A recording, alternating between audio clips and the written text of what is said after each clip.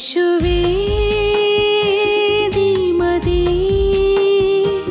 എൻ്റെ ഓരോ നേരങ്ങളിൽ എൻ്റെ ഭാരങ്ങളിൽ എൻ്റെ ആശ്വാസമായി നീ മതി. ജീവനുള്ള കാലമെല്ലാം നിന്നെ ഞാൻ പാഴ്ത്തിടും. ജീവനെ തന്നതായ നിൻ സ്നേഹത്തെ ഓർത്തു ഞാൻ പാടിടും. യേശുവേ ദീമതീ എൻ്റെ ഓരോ നേരങ്ങളിൽ.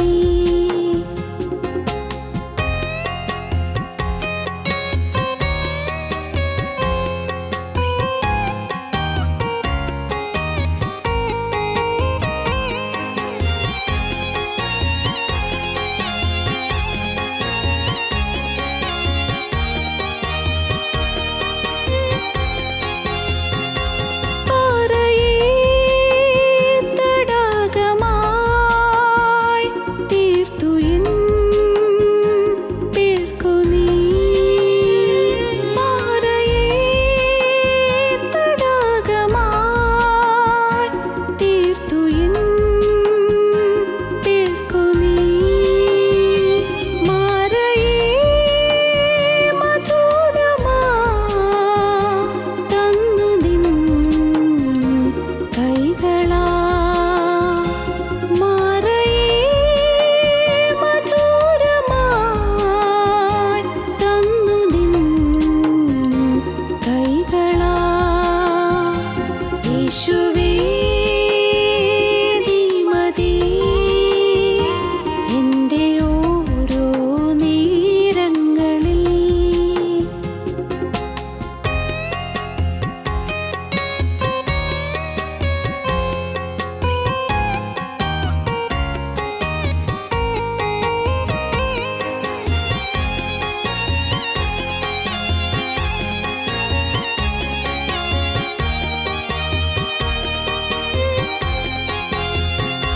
നീതിയിൻ നാൾകളിൽ കണ്ടിടും നിൻ മുഖം. നീതിയിൻ നാൾകളിൽ കണ്ടിടും നിൻ മുഖം. ആലയിൽ ചേർത്തു നീ പ്രാർത്ഥന കേട്ടിടൂ. ആലയിൽ ചേർത്തു നീ പ്രാർത്ഥന കേട്ടിടൂ. യേശുവേ ദീമതീ എൻ്റെ ഓരോ നേരങ്ങളിൽ എൻ്റെ ഭാരങ്ങളിൽ എൻ്റെ ആശ്വാസമായി നീ മതി. ജീവനുള്ള കാലമെല്ലാം നിന്നെ ഞാൻ പാഴ്ത്തിടും. ജീവനെ തന്നതായ നിൻ സ്നേഹത്തെ ഓർത്തു ഞാൻ പാടിടും. യേശുവേ ദീമതീ എൻ്റെ ഓരോ നേരങ്ങളിൽ എൻ്റെ ഭാരങ്ങളിൽ എൻ്റെ ആശ്വാസമായി നീ മതി.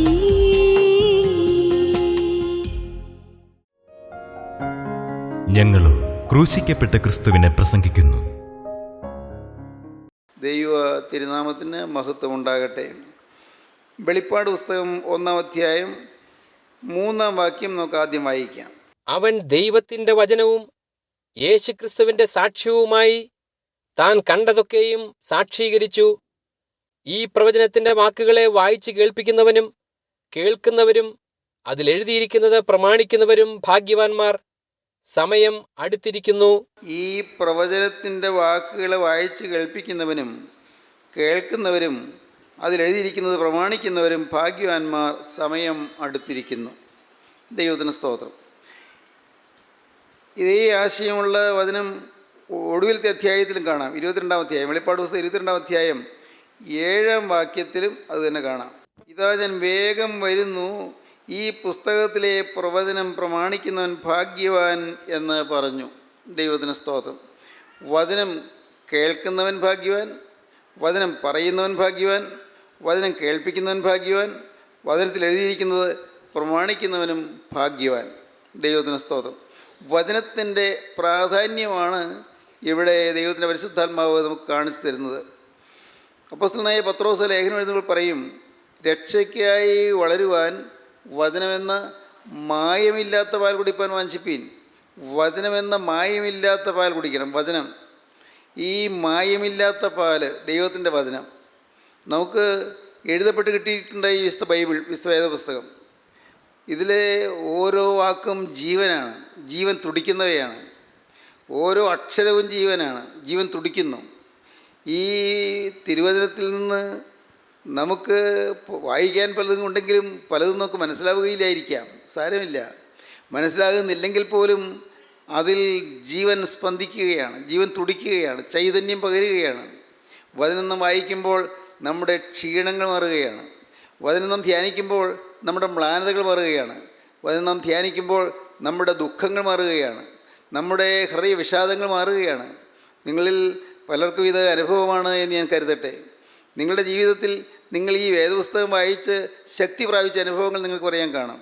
വേദപുസ്തകം വായിച്ച് നിങ്ങളുടെ ക്ഷീണങ്ങൾ മാറിയ അനുഭവം നിങ്ങൾ പറയാൻ കാണാം. വേദപുസ്തക ചില വാക്യങ്ങൾ നിങ്ങൾ ഉരുവിടുമ്പോൾ നിങ്ങളിലേക്ക് എവിടെ നിന്നോ ഒരു പ്രത്യേക കൃപ പകരുന്ന നിങ്ങൾക്ക് അനുഭവിക്കാൻ കഴിയും. ദൈവത്തിന് സ്തോത്രം. നിങ്ങൾ വളരെ തളർന്നോ വിവശരായോ ഇരിക്കുമ്പോൾ വേദപുസ്തകത്തിലെ ചില വാക്യങ്ങൾ ഒന്ന് കാണാതെ പറഞ്ഞാൽ മതി, പെട്ടെന്ന് ശക്തി പ്രാപിക്കുന്ന നിങ്ങൾക്ക് അനുഭവിക്കാൻ കഴിയും. റിച്ചാർഡ് ഉംബ്രാൻഡ് എന്ന് പറയുന്ന ഒരു ഭക്തനായ മിഷണറി ഉണ്ടായിരുന്നു, റിച്ചാർഡ് ഉംബ്രാൻഡ്. അദ്ദേഹം എഴുതിയ ടോർച്ചേർഡ് ഫോർ ക്രൈസ്റ്റ് എന്ന് പറഞ്ഞ പുസ്തകം, മലയാളത്തിൽ അതുണ്ട്, ജീവിക്കുന്ന രക്തസാക്ഷികൾ എന്നുള്ള പുസ്തകം. ജീവിക്കുന്ന രക്തസാക്ഷികൾ. ആ പുസ്തകത്തിൽ ഒരു കാര്യം മനസ്സിലാക്കാൻ സാധിച്ചു. 13 കൊല്ലം റുമേനിയയിലെ ജയിലിൽ അദ്ദേഹം കിടന്നു. 13 കൊല്ലം സുവിശേഷം പ്രസംഗിച്ചു എന്നുള്ള ഒറ്റ കാരണമാണ് അദ്ദേഹത്തിന് കുറ്റം.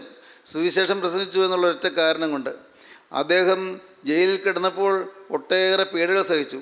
അദ്ദേഹത്തിൻ്റെ ജയിൽ മുറിയിലേക്ക് ചെറിയ പഴുതിൽ കൂടി എലികളെ കടത്തിവിട്ടു. അനേകം എലികൾ വന്ന് അദ്ദേഹത്തിൻ്റെ ശരീരത്തിൽ കടിച്ചു പറിച്ചു. ശരീരത്തിൽ നിന്ന് എലിയെ അദ്ദേഹം ഓടിച്ചു കളയാൻ നോക്കി, പക്ഷേ ഒന്നിനൊന്ന് അനേകം എലികളൊന്ന് കടിച്ചു. അദ്ദേഹം ജീവിച്ചിരുന്ന കാലത്ത് നമ്മുടെ ഭാരതത്തിൽ വന്നു.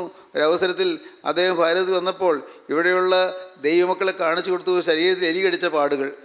എലി കടിച്ച പാടുകളുടെ അവിടെ വ്രണം വന്നിട്ട് അത് ഉണങ്ങിപ്പോയ പാടുകൾ ഇപ്പോഴും കാണാം.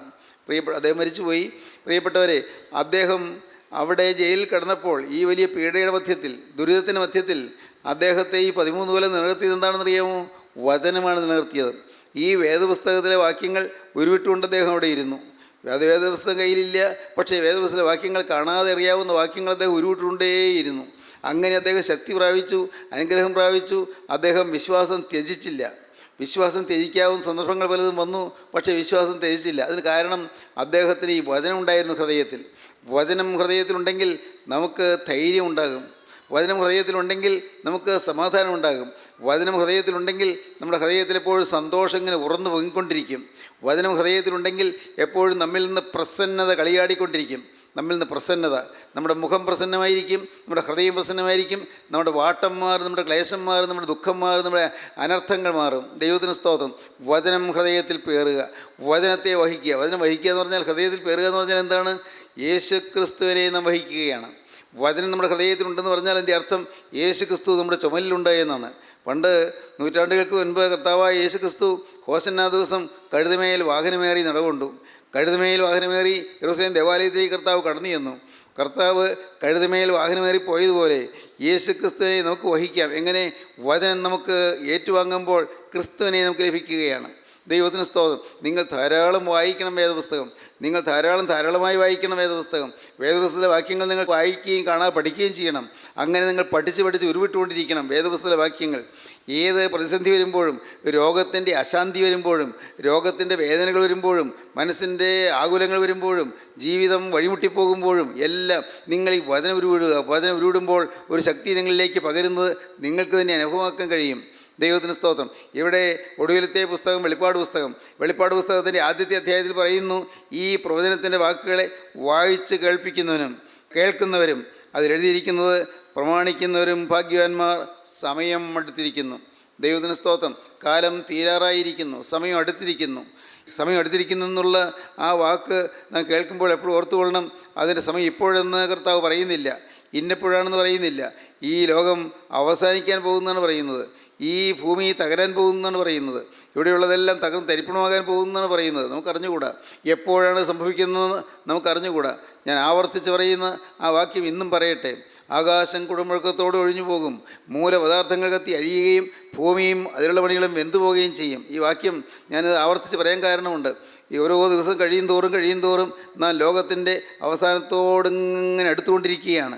ഓരോ നിമിഷം കഴിയും തോറും ലോകത്തിൻ്റെ അറുതിയിലേക്ക് നാം നീങ്ങിക്കൊണ്ടിരിക്കുകയാണ്. ഓരോ ദിവസം കഴിയും തോറും ഇന്നലേക്കാൾ കൂടുതൽ നമ്മുടെ ജീവിതാന്ത്യത്തോട് നാം അടുത്തുകൊണ്ടിരിക്കുകയാണ്. പ്രിയപ്പെട്ടവരെ, നാം മറക്കരുത്, കർത്താവിന് ഒരു ദിവസം 1000 സംവത്സരം പോലെയും 1000 സംവത്സരം ഒരു ദിവസം വരെയിരിക്കുന്നു എന്നീ കാര്യം നിങ്ങൾ മറക്കരുത്. ദൈവത്തിന് സ്തോത്രം. കർത്താവിന് 1000 സംവത്സരം ഇന്നലെ കഴിഞ്ഞു പോയ ദിവസം പോലെയും രാത്രിയിലെ ഒരു യാമം പോലെയും മാത്രം ഇരിക്കുന്നെന്നാണ് മോശ പറയുന്നത്. മോശ അഹ്റോൻ്റെ ആ ശവസംസ്കാരത്തിൻ്റെ അവസാന സമയത്ത് ശവക്കുഴിയിലേക്ക് നോക്കിക്കൊണ്ട്, അഹ്റോൻ്റെ മൂടി വച്ചിരിക്കുന്നതായ ആ ശവപ്പെട്ടിയിലേക്ക് നോക്കിക്കൊണ്ട് മോശ കരഞ്ഞ് പറയുന്ന വാക്കുകളാണ് 90-ാം സങ്കീർത്തനം. വേദനയോടെ പാടുന്ന സങ്കീർത്തനമാണത്. മോശയുടെ സങ്കീർത്തനമാണ് 90-ാം സങ്കീർത്തനം. അതിൽ പറയുകയാണ്, 1000 സംവത്സരം ഇന്നലെ കഴിഞ്ഞുപോയ ഒരു ദിവസം പോലെയും രാത്രിയിലെ ഒരു യാമം പോലെയും മാത്രം ഇരിക്കുന്നത്. എത്ര പെട്ടെന്നാണ് കാലങ്ങൾ കഴിഞ്ഞു പോയത്. 1000 സംവത്സരം. മോശ ചിന്തിക്കുകയാണ്. മോശയ്ക്ക് അപ്പോൾ 120 വയസ്സ് പ്രായമാണ്. അഹ്റോന് 123 വയസ്സ് പ്രായമാണ്. മോശ ചിന്തിക്കുകയാണ്, 1000 സംവത്സരം പോലും ഇന്നലെ കഴിഞ്ഞു പോയൊരു ദിവസം പോലെയാണ് ദൈവം കാണുന്നത്. അത് രാത്രിയിലെ ഒരു യാമം പോലെ മാത്രമാണ് കാണുന്നത്. അപ്പോൾ അഹരോൻ്റെ ഈ ലോക ജീവിതം എന്ന് പറയുന്നത് ഏതാനും മിനിറ്റുകൾ അല്ലെങ്കിൽ ഏതാനും മണിക്കൂറുകൾ, നിസ്സാര സമയം. ഈ നിസ്സാര സമയം ദൈവത്തിൻ്റെ കണക്കുകൂട്ടലിൽ വളരെ ചെറിയൊരു സമയം. പ്രിയപ്പെട്ടവരെ, നാം ഈ ഭൂമിയിലേക്ക് വന്നിട്ട് ഇത്രയും വർഷങ്ങളായില്ലേ? നാം ഓരോരുത്തരും നമുക്ക് ചിന്തിക്കാം, ഇത്ര വർഷമായി ഞാൻ ഭൂമിയിലേക്ക് വന്നിട്ട്. നമുക്ക് ചിന്തിക്കാവുന്നതാണ്. ഒന്ന് ചിന്തിച്ച് നോക്കൂ, നാം ഈ ഭൂമിയിലേക്ക് വന്നിട്ട് എത്രയെത്ര കടവുകൾ നാം കടന്നു, എത്രയെത്ര കടമ്പകൾ നാം കടന്നു, എത്രയെത്ര വൈതരണികളെ നാം ചാടിക്കടന്നു, എത്രയെത്ര പ്രതിസന്ധികളെ നാം നേരിട്ടു, ഏതെല്ലാം പ്രശ്നങ്ങളിലൂടെ നാം കടന്നു പോയിട്ടാണ് ഇവിടം വരെ എത്തിയത്. ദുഃഖത്തിൻ്റെ സമയങ്ങളുണ്ടായിരുന്നു, വേദനയുടെ സമയങ്ങളുണ്ടായിരുന്നു, യാതനയുടെ സമയമുണ്ടായിരുന്നു, എതിർപ്പിൻ്റെയും പോരാട്ടത്തിൻ്റെയും സമയമുണ്ടായിരുന്നു, മനസ്സ് വെങ്ങിപ്പോയ സമയങ്ങളുണ്ടായിരുന്നു, മനസ്സ് അങ്ങ് വാടിപ്പോയ സമയങ്ങളുണ്ടായിരുന്നു, ജീവിതമാകെ വിരസമായി പോയ സമയങ്ങളുണ്ടായിരുന്നു ഇല്ലേ? നിരാശ മുറ്റിയ സമയങ്ങളുണ്ടായിരുന്നില്ലേ? ഒന്ന് ഓർത്ത് നോക്കൂ. കരഞ്ഞ് തളർന്ന അവസരങ്ങളുണ്ടായിരുന്നില്ലേ? മരിച്ചാൽ മതി ഓർത്ത സമയങ്ങളുണ്ടായിരുന്നില്ലേ? ഒന്ന് ചിന്തിച്ച് നോക്കൂ. ഈ കാലങ്ങളെല്ലാം കഴിഞ്ഞ് ഇന്ന് എന്ന ഒരു ദിവസത്തേക്ക് നാം എത്തിച്ചേർന്നിരിക്കുകയാണ്. ഇന്ന് എന്നൊരു ദിവസം. ദൈവത്തിന് സ്തോത്രം. നാളെ എന്ത് നമുക്ക് അറിഞ്ഞുകൂടാ. ഇന്ന് എന്നുവരെ എത്തി എന്ന് നമുക്കറിയാം. പക്ഷേ ദൈവം നമ്മെ എത്തിച്ചതാണ്. നാളെ എന്ത് എന്ന് നമുക്ക് ആർക്കും അറിഞ്ഞുകൂടാ. നാളെ നമ്മൾ ഭൂമിയിലുണ്ടോ നമുക്ക് അറിഞ്ഞുകൂടാ. നാളെ ഞാൻ ഭൂമിയിൽ ജീവനോടിരിക്കുമോ നമുക്ക് അറിഞ്ഞുകൂടാ. നാളെ കർത്താവായ യേശു വരുമായിരിക്കുമോ അറിഞ്ഞുകൂടാ. ദൈവത്തിന് സ്തോത്രം. ലോകം പൊട്ടി തകരുമോ നമുക്ക് അറിഞ്ഞുകൂടാ. ലോകം കത്തി നശിക്കുമോ നമുക്ക് അറിഞ്ഞുകൂടാ. എന്താണ് ഒന്നും അറിയാൻ പാടില്ല. പക്ഷേ ഒന്നറിയാം, യേശു കൂടെയുള്ളവൻ ഭാഗ്യവാൻ. യേശു കൂടെ ഉണ്ടെന്നുള്ള തെളിവ് എന്താണ്? യേശുവിൻ്റെ വചനം കൂടെയുണ്ട്. ദൈവത്തിന് സ്തോത്രം. വചനം നമ്മെ നടത്തുന്നു, വചനം നമ്മെ നയിക്കുന്നു, വചനം നമ്മെ പരിപാലിക്കുന്നു, വചനം നമ്മെ പരിപോഷിപ്പിക്കുന്നു. വചനത്തിൻ്റെ ചൈതന്യവത്തായ ജീവനിൽ കൂടി നാം നടന്നുകൊണ്ടിരിക്കുന്നു. വചനത്തിൻ്റെ ശക്തിയുറ്റ ആ അനുഭവവിശേഷങ്ങളിലൂടെ നാം സഞ്ചരിച്ചു കൊണ്ടിരിക്കുന്നു. നമ്മുടെ ജീവിതത്തെ നിയന്ത്രിക്കുന്ന ഈ വചനമാണ്. നമ്മുടെ ജീവിതത്തെ ശക്തിപ്പെടുത്തുന്ന ഈ വചനമാണ്. നമുക്ക് കൃപ തരുന്ന ഈ വചനമാണ്. നമുക്ക് ആനന്ദം തരുന്ന ഈ വചനമാണ്. നമുക്ക് സമാധാനം തരുന്ന ഈ വചനമാണ്. വചനം ജീവൻ്റെ വചനം. ഹല്ലേലൂയ. ദൈവത്തിന് സ്തോത്രം. വചനത്തിൻ്റെ അത്ഭുത ശക്തി. ഈ വചനം നാം കേൾക്കണം, വചനം നാം കേൾപ്പിക്കണം. വചനം നാം കേൾക്കണം, വചനം നാം കേൾപ്പിക്കണം. ദൈവത്തിൻ്റെ വേല ചെയ്യണം. ജീവിതത്തിൽ ലഭിക്കാവുന്ന ഏറ്റവും വലിയ ജോലി എന്താണെന്നറിയാമോ? കിട്ടാവുന്ന ഏറ്റവും വലിയ ഉദ്യോഗം എന്താണെന്നറിയാമോ? കർത്താവിൻ്റെ വേലയാണ്, യേശുക്രിസ്തുവിൻ്റെ വേലയാണ്. നമുക്കൊരു പ്രൊഫഷനുണ്ട്, നമുക്കൊരു തൊഴിലുണ്ട്. നമ്മുടെ തൊഴിൽ ഏറ്റവും അഭികാമ്യമായ തൊഴിലാണ്, ഏറ്റവും അഭിമാനകരമായ തൊഴിലാണ്, ഏറ്റവും അന്തസ്സിട്ട തൊഴിലാണ്. സ്വർഗത്തിലെ രാജാധിരാജൻ്റെ ഒരു വക്താവായി തീരുക. ഹല്ലേലൂയ, ദൈവത്തിന് സ്തോത്രം.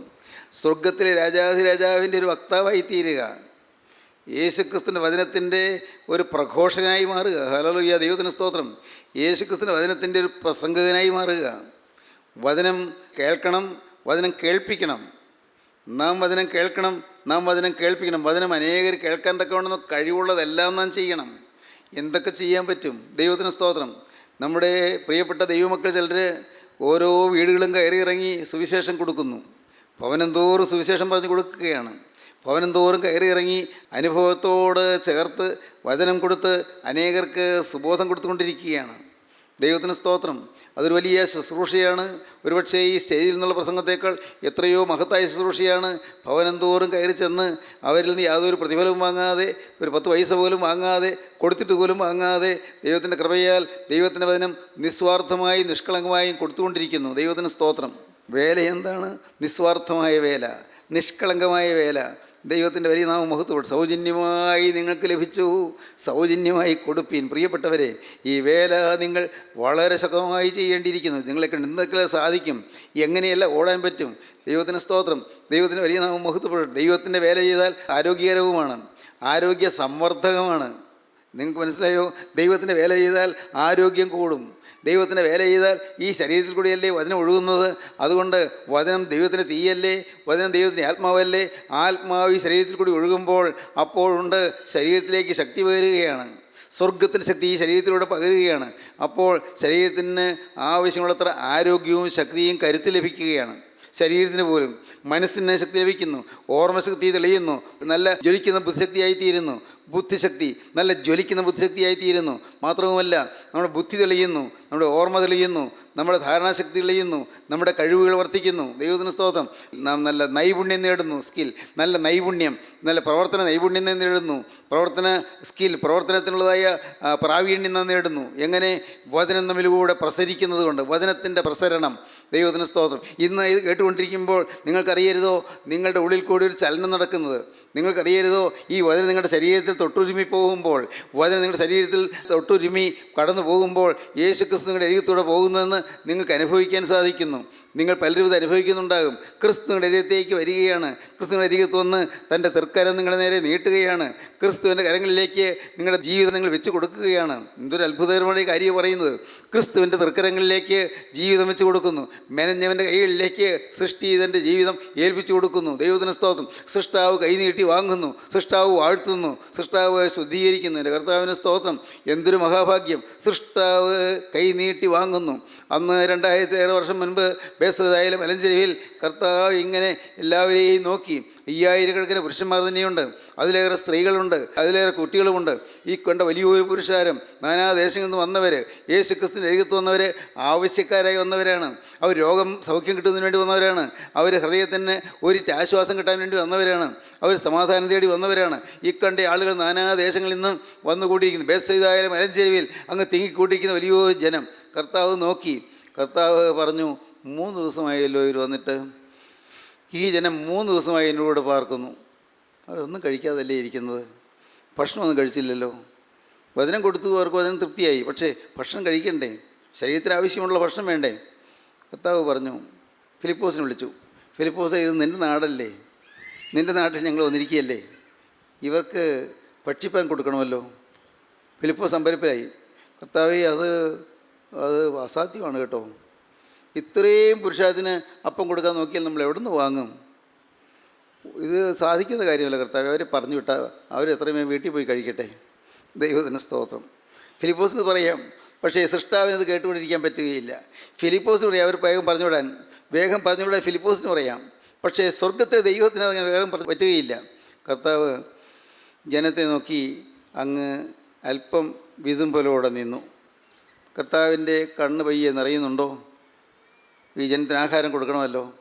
അപ്പോഴുണ്ട് ഒരു കുട്ടി, കൊച്ചുകുട്ടിയാണ്. അവൻ്റെ കക്ഷത്തിലുണ്ടായിരുന്ന ഒരു പൊതി തുറക്കുന്നു. അതിൽ നിന്നൊരു കൊച്ചു പൊതി പുറത്തെടുക്കുന്നു. ഞാനിങ്ങനെ കാണുകയാണ്. അവൻ്റെ കയ്യിൽ വേദപുസ്തകമുണ്ട് പൊതിക്കകത്ത്. പിന്നെ ഒരു പാട്ടുപുസ്തകമുണ്ട് അവൻ്റെ പൊതിക്കകത്ത്. അങ്ങനെയൊന്നും ഇല്ല കേട്ടോ, വേദപുസ്തകം പറഞ്ഞിട്ടില്ല, ഞാൻ ഭാവനയിൽ കാണുകയാണ്. വേദപുസ്തകമുണ്ട്, ഒരു പാട്ടുപുസ്തകമുണ്ട്, അതിൻ്റെ ഇടയ്ക്ക് നിന്ന് ഈ പൊതി പുറത്തെടുക്കുന്നു.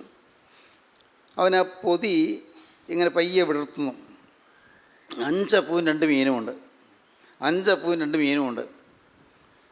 അവൻ ഓർത്തു, ഇത് കൊടുത്താൽ വലുതാകുമോ? നിങ്ങൾ ഇവർക്ക് ഭക്ഷിപ്പാൻ കൊടുപ്പീന്ന് കർത്താവ് പറയുന്നത് അവൻ കേട്ടു.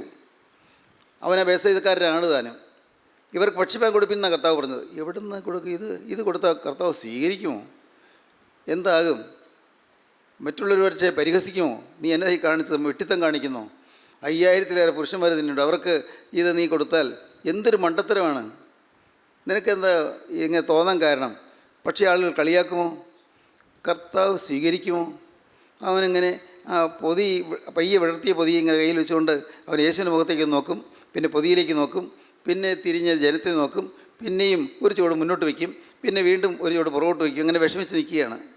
അന്ത്രയോസ് ഇത് കണ്ടു. കർത്താവ് ശിഷ്യനായ അന്ത്രയോസ് കണ്ടു. അന്ത്രയോസ് എന്ന് ആ മോൻ്റെ തോളിൽ പിടിച്ചു. മോനെ, നീ കൊടുത്തോ, കർത്താവ് വാങ്ങും, പേടിക്കണ്ട, കൊടുത്തോളൂ, കർത്താവ് വാങ്ങും. അവൻ ആ പൊതി കയ്യിൽ പയ്യെ പയ്യെ വിറയ്ക്കുന്ന കൈകളിൽ ആ പൊതിയുമായി അവനങ്ങ് നീങ്ങി യേശു മുമ്പിൽ ചെന്ന് നിന്നു. യേശു കൗതുകത്തോടെ അവനെ നോക്കി. ഈ ബാലൻ്റെ അവൻ്റെ പ്രസരിപ്പ് കണ്ട്, അവന് തൻ്റെ കയ്യിലേക്ക് തരാനുള്ളതായ അവൻ്റെ ആഗ്രഹം കണ്ട് കർത്താവ് സന്തോഷത്തോടെ അവനെ നോക്കി. കർത്താവ് കൈ നീട്ടി അവൻ കയ്യിലേക്ക് വെച്ച് കൊടുത്തു. 5 അപ്പവും 2 മീനും. ദൈവത്തിന് സ്തോത്രം. കർത്താവ് പറഞ്ഞു, ആളുകളെ പന്തിവന്തിയായിരുത്തുവീൻ, ജനം പന്തിവന്തിയായിരിക്കട്ടെ. പറഞ്ഞു, ജനം പന്തിവന്തിയായിരുന്നു. അഭയസാധ്യതയിലെ വലഞ്ചേരിയിൽ ഇങ്ങനെ പന്തിവന്തിയായ ജനങ്ങളിരിക്കുകയാണ്. കുറച്ചും കാണോ? പുരുഷന്മാർ തന്നെ 5000, സ്ത്രീകൾ വേറെ ഉണ്ടല്ലോ, കുഞ്ഞുങ്ങളുമുണ്ട്, വലിയൊരു കൂട്ടം. അവിടെ പന്തിവന്തിയായിരിക്കുമ്പോൾ കർത്താവ് തൻ്റെ തൃക്കരങ്ങളെടുത്ത അപ്പം കർത്താവ് വാഴ്ത്തുന്നു, കർത്താവ് നുറുക്കുന്നു. കർത്താവ് ശിഷ്യന്മാരെ വിളിച്ച് പറഞ്ഞു, ഇവർക്ക് ഇത് വിളമ്പിക്കൊടുക്കുകയെന്ന്. എവിടെ നിന്നോ ഒരു 12 കൊട്ട അവർ കൊണ്ടുവന്നു. ശിഷ്യന്മാർ 12 പേരും ഓരോ കൊട്ട കയ്യിൽ പിടിച്ചു. ഈ അപ്പക്കഷ്ണങ്ങൾ, അപ്പത്തിൻ്റെ നുറുക്കുകളും മീനിൻ്റെ നുറുക്കുകളും അവയിലേക്ക് പകർന്നു. അവർ അതുമായിട്ട് ഇങ്ങനെ ഓടി നടക്കുകയാണ്. ഇവിടെ ബുദ്ധി കൊണ്ടൊന്നും വിശകലനം ചെയ്യണ്ട. ഈ 5 അപ്പവും 2 മീനും അവരെങ്ങനെയാണ് 12 കൊട്ടയിലേക്ക് എടുത്തതെന്നൊന്നും ചോദിക്കണ്ട. കാരണം അത്ഭുതങ്ങളുടെ ദൈവം ജീവിക്കുന്നു, ഇന്നും ജീവിക്കുന്നു. സ്തോത്രം, ദൈവത്തിന് സ്തോത്രം. ദൈവത്തിൻ്റെ വലിയ നാമം മഹത്വപ്പെടട്ടെ. രാവിലെ എഴുന്നേറ്റപ്പോൾ ഇത് യോഗത്തിന് പോകാനുള്ള പൈസ, ബസ്സിൽ കയറാനുള്ള പൈസയില്ല, ബസ്സിൽ പോകേണ്ട സമയമായി, പൈസയില്ല. അപ്പോഴുണ്ട് ഒട്ടും പ്രതീക്ഷിക്കാതെ ഇത് ബസ്സിൽ പോകാനുള്ള ആ പൈസ അത്രയും വന്നു കഴിഞ്ഞു. എങ്ങനെ വന്നു? അത് എങ്ങനെയോ ആരോ കൊണ്ടുവന്നു. ദൈവത്തിന് സ്തോത്രം. ദൈവത്തിന് വലിയ നാമം മഹത്വപ്പെടട്ടെ. പരീക്ഷാ ഫീസ് അടയ്ക്കേണ്ട ദിവസമായി, പരീക്ഷാ ഫീസ് അടയ്ക്കാൻ രൂപയില്ല. ഇതെവിടെ നിന്നായി രൂപ? ഓർത്ത് വിഷമിച്ചിരിക്കുകയാണ്. ആരോട് ചോദിച്ചാൽ കിട്ടും? 1-2 പേരോടൊക്കെ ചോദിച്ചു, ഇല്ല, രൂപ കിട്ടിയില്ല. എന്താ പോകാൻ വഴി? അപ്പോഴാണ് ആരോ, ഒട്ടും പ്രതീക്ഷിക്കാത്തൊരു സ്ഥലത്ത് നിന്ന് ആരോ കുറച്ച് രൂപ കൊണ്ടുവരുന്നു. ദൈവത്തിന് സ്തോത്രം. അത്ഭുതങ്ങളുടെ കാലം തീർന്നിട്ടില്ല. ദൈവത്തിന് വലിയ നാമം മഹത്വപ്പെടട്ടെ. ഡോക്ടർ പറഞ്ഞു, ഇത് ഇനി ആശയ്ക്ക് വകയില്ല, നിങ്ങൾ പേഷ്യൻറ്റിനെ വീട്ടിൽ കൊണ്ടുപോയിക്കോ, ഹോസ്പിറ്റലിൽ ഇട്ടുകൊണ്ടിരിക്കേണ്ട, അറിയിക്കാനുള്ളവരൊക്കെ അറിയിച്ചോളൂ. മക്കളുടെ ആശയൊക്കെ പോയി. ഈ രോഗി തളർന്ന് കിടക്കുകയാണ്. രോഗിയെ കാറിലിരുത്തി വീട്ടിലെത്തിച്ചു. ദൈവത്തിന് സ്തോത്രം. ദൈവത്തിന് വലിയ നാമം മഹത്വപ്പെടട്ടെ. എല്ലാവരുടെയും ആശ വിട്ടു, പ്രതീക്ഷ വിട്ടു. പക്ഷേ ആശയോടെ, വിശ്വാസത്തോടെ ഒരാൾ അവിടെ ആ വീട്ടിലിരുന്ന് പ്രാർത്ഥിക്കുന്നു. ദൈവത്തിന് സ്തോത്രം. വിശ്വാസത്തോടെ. എവിടുന്നോ ഒരത്ഭുതം, എവിടുന്നാണ് ആർക്കും അറിഞ്ഞുകൂടാ. ദൈവത്തിന് സ്തോത്രം. ഏതോ ഒരു ശക്തി ആ ശരീരത്തിലൂടെ ഇങ്ങനെ പകരുന്നു, ഏതോ ഒരു ശക്തി. ദൈവത്തിന് സ്തോത്രം. ഒരിക്കലും സൗഖ്യമാകുമെന്ന് പ്രതീക്ഷിക്കാത്ത രോഗം പെട്ടെന്ന് ഇതാ സൗഖ്യമാകുന്നു. ദൈവത്തിന് സ്തോത്രം. എങ്ങനെ സാധിച്ചു? ദൈവത്തിൻ്റെ വലിയ നാമം മഹത്വപ്പെടട്ടെ. വെർമിഫോം അപ്പൻഡിക്സ് വളർന്ന് പഴുത്തു തുടങ്ങി. അപ്പൻഡിസൈറ്റിസ് രോഗം. ഇത് വേറെ ചികിത്സയൊന്നുമില്ല, ഓപ്പറേഷൻ തന്നെ, വേറെ മാർഗമില്ല. ദൈവത്തിന് സ്തോത്രം. അഡ്മിറ്റ് ചെയ്തു. ഡോക്ടർ പറഞ്ഞു, ഇത് മറ്റൊന്നും ചെയ്യാനില്ല, പഴുപ്പ് തുടങ്ങിക്കഴിഞ്ഞു, അതുകൊണ്ട് ഇനി ഒട്ടും വൈകാൻ പാടില്ല. ദൈവത്തിന് സ്തോത്രം. അപ്പോൾ ആ കുഞ്ഞിൻ്റെ അമ്മയ്ക്ക് തോന്നുന്നത് പ്രാർത്ഥിക്കണമെന്ന്. പ്രാർത്ഥിച്ചു. ദൈവത്തിന് സ്തോത്രം. പ്രാർത്ഥിച്ചു, അത്ഭുതം. കർത്താവ് പ്രവർത്തിച്ചു, അത്ഭുതം. പിറ്റേന്ന് ഓപ്പറേഷന് മുമ്പ് ഈ കുട്ടി പറഞ്ഞു, വേദന ഒട്ടുമില്ല, ഇന്നലെ വൈകുന്നേരം മുതൽ വേദന ഒട്ടുമില്ല. ഒന്നുകൂടി സ്കാൻ ചെയ്താലോ? സ്കാൻ ചെയ്തപ്പോൾ അവിടെ യാതൊരു അസുഖവുമില്ല. സ്തോത്രം. ഇത് സൈക്കോളജിയാണോ? അത്ഭുതങ്ങൾ നടക്കുന്നു, അതിശയങ്ങൾ നടക്കുന്നു. ദൈവത്തിന് സ്തോത്രം. 5 അപ്പം കൊണ്ടും 2 മീൻ കൊണ്ടും 10,000-ലേറെ ആളുകൾ സുഖഭക്ഷണം കഴിച്ചു. വീണ്ടും 12 കൂട്ടം നിറച്ചെടുത്തു. പ്രിയപ്പെട്ടവരെ, ഞാൻ ഇന്ന് വളരെ വിനയപൂർവ്വം നിങ്ങളെ അറിയിക്കട്ടെ. കൊടുക്കാമോ നിങ്ങൾക്ക്? വചനം കേൾപ്പിക്കാമോ നിങ്ങൾക്ക്? വചനം കേൾക്കാമോ നിങ്ങൾക്ക്? വചനം ഓടിയിടന്ന് വിളമ്പാമോ നിങ്ങൾക്ക്? ആയിരങ്ങൾക്ക് പോഷണമായ ഈ അപ്പം കർത്താവിൻ്റെ കരങ്ങളിലേക്ക് കൊടുക്കാമോ? കർത്താവ് ഒന്ന് വാഴ്ത്തട്ടെ. ഹല്ലേലൂയ. യേശുനാഥൻ ഈ അപ്പം ഒന്ന് വാഴ്ത്തട്ടെ. മോനെ, നിൻ്റെ ജീവിതം യേശുവിൻ്റെ കരങ്ങളെടുത്ത് വാഴ്ത്തട്ടെ. മാൻ യുവാവേ, നിൻ്റെ ഈ നിരാശ പറ്റിയ ജീവിതം യേശു ഒന്ന് വാഴ്ത്തി തരട്ടെ. ഭാവി ഇരുളടഞ്ഞു പോയ നിൻ്റെ ജീവിതത്തിൽ യേശു ഒന്ന് വാഴ്ത്തി തരട്ടെ. കുഞ്ഞേ, നിൻ്റെ ജീവിതത്തിൽ മരിച്ചാൽ മതി എന്നോർക്കുന്നതിൻ്റെ ജീവിതം യേശു ഒന്ന് വാഴ്ത്തി തരട്ടെ. നാളെയെക്കുറിച്ചുള്ള ആകുലങ്ങളുടെ മനസ്സ് നൊന്ത് വിങ്ങിയിരിക്കുന്നവരുടെ ഹൃദയത്തിലേക്ക് ആശ്വാസത്തിൻ്റെ തെളിനീര് പകരട്ടെ. ദൈവത്തിന് സ്തോത്രം. ഹല്ലേലൂയ. ദൈവത്തിന് സ്തോത്രം. പ്രിയപ്പെട്ടവരെ, നിങ്ങൾ ചിന്തിക്കൂ. നിങ്ങളുടെ ജീവിതത്തിൽ അതിശയങ്ങൾ നടക്കട്ടെ. നിങ്ങൾക്ക് എവിടെയാണോ പോരായ്മയുള്ളത് ദൈവത്തോട് നിങ്ങൾ പറയുവീൻ. വിശന്ന് പരിയുന്നവരാരാണോ അവർ ദൈവത്തോട് പറയുവീൻ. കർത്താവേ, എന്നാൽ ആവത് ഞാൻ ചെയ്തു കൊള്ളാം, എന്നെക്കൊണ്ട് ആവത് ഞാൻ ചെയ്തു കൊള്ളാം. അനേകരിന്ന് വിശന്ന് പൊരിയുന്നല്ലോ കർത്താവേ. അനേകർ ദാഹാർത്തരായി വലയുന്നല്ലോ. അനേകർ ഭക്ഷണമില്ലാതെ പൊരിയുന്നല്ലോ. എൻ്റെ ദൈവമേ, എന്നാൽ എന്താകും? എന്നെക്കൊണ്ട് എന്താകും? എൻ്റെ കയ്യിൽ ഇത് കൊടുക്കാനുള്ളതൊന്നും തികച്ചില്ല കർത്താവേ. ഒന്നുമില്ല എൻ്റെ കയ്യിൽ. 5 അപ്പവും 2 മീനും മാത്രമേ ഉള്ളൂ. കർത്താവേ, ഞാൻ തന്നുകൊള്ളട്ടെ. ദൈവത്തിന് സ്തോത്രം. സ്നേഹിതരെ, നിങ്ങൾ യേശുവിനെ കൊടുക്കുവീൻ. യേശുവിൻ്റെ കരങ്ങളിലേക്ക് കൊടുക്കുവീൻ. ഭാവി യേശുവിനെ ഏൽപ്പിക്കുവീൻ. യേശു എടുക്കട്ടെ, യേശു സ്വീകരിക്കട്ടെ, യേശു വാഴ്ത്തട്ടെ, യേശു അനുഗ്രഹിക്കട്ടെ, യേശു വർദ്ധിപ്പിക്കട്ടെ. ഹല്ലേലൂയ. യേശു നിങ്ങളെ വർദ്ധിപ്പിച്ച് അനുഗ്രഹത്തിന് സമൃദ്ധിയിലേക്ക് നയിക്കട്ടെ. നിങ്ങളുടെ ജീവിതം മൂലം അനേകർ അനുഗ്രഹിക്കപ്പെടട്ടെ. നിങ്ങളുടെ ഈ ഭൂമിയിലെ ആയുസ് മൂലം അനേകർ അനുഗ്രഹിക്കപ്പെടട്ടെ. നിങ്ങളുടെ എളിമ മൂലം അനേകർ എളിമ പഠിക്കട്ടെ. ദൈവത്തിന് സ്തോത്രം. നിങ്ങളുടെ ആ സ്നേഹം മൂലം അനേകർ സ്നേഹം എന്താണെന്ന് അറിയട്ടെ. ദൈവത്തിന് സ്തോത്രം. നിങ്ങളുടെ വിശുദ്ധ ജീവിതത്തിന് വേണ്ടിയുള്ള കാംക്ഷ നിമിത്തം അത് അനേകർ കണ്ട് യേശുവിൻ്റെ വിശുദ്ധരായി തീരുവാൻ അനേകർ സമർപ്പിക്കട്ടെ. ദൈവത്തിന് സ്തോത്രം. ജീവിതം സൗഭാഗ്യപൂരിതമായി തീരട്ടെ. സൗഭാഗ്യ സമ്പൂർണ്ണമായി തീരട്ടെ. അനുഗ്രഹകരമായി തീരട്ടെ. ജീവിതം സമർപ്പിക്കുകയും യേശുവിൻ്റെ കൈകളിലേക്ക് കൊടുക്കുകയും വചനം കേൾപ്പിക്കുക, വചനം കേൾക്കുക, വചനം പ്രമാണിക്കുക. അതാണ് ഭാഗ്യം. ദൈവനാമം മഹത്വപ്പെടട്ടെ. നമുക്ക് ഒരുമിച്ച് പ്രാർത്ഥിക്കാം. കർത്താവേ, അവിടുത്തെ മഹത്വമേറിയ വചനങ്ങൾക്കായി സ്തോത്രം. ദൂതുകൾക്കായി സ്തോത്രം. അപ്പോൾ അവിടെ നിങ്ങളുടെ കൂടെ ഉള്ളതിനായി സ്തോത്രം. അർഹിക്കാത്തതെല്ലാം തരുന്ന കൃപയ്ക്കായി സ്തോത്രം. അനുഗ്രഹങ്ങളുടെ നിറവിനായി സ്തോത്രം. വീണ്ടും വരുന്ന യേശുവിനെ അടുത്തറിയുവാൻ കൃപ തന്നതിനായി സ്തോത്രം. ആത്മാവിൽ കാണാൻ കൃപ തന്നതിനായി സ്തോത്രം. ഈ വചനം കേട്ട എല്ലാവരെയും തൊടണമേ, തലോടണമേ, അനുഗ്രഹിക്കണമേ. യേശുവിൻ നാമത്തിൽ തന്നെ. ആമീൻ. ഹല്ലേലൂയ.